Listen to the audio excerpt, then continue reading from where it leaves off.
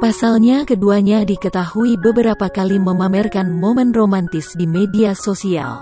Saat menjadi bintang tamu di YouTube Okky Setiana Dewi, keduanya ditanya soal poligami. Awalnya pertanyaan poligami ditanyakan pada Nazira Saffa. Tak disangka jawaban Nazira Saffa membuat sang suami kagum. Nazira memberikan jawaban mengejutkan. Nazira mengungkap jika di keluarganya juga terdapat poligami. Wanita yang juga masih menempuh pendidikan S1 psikologi itu tak keberatan jika Amir ingin poligami.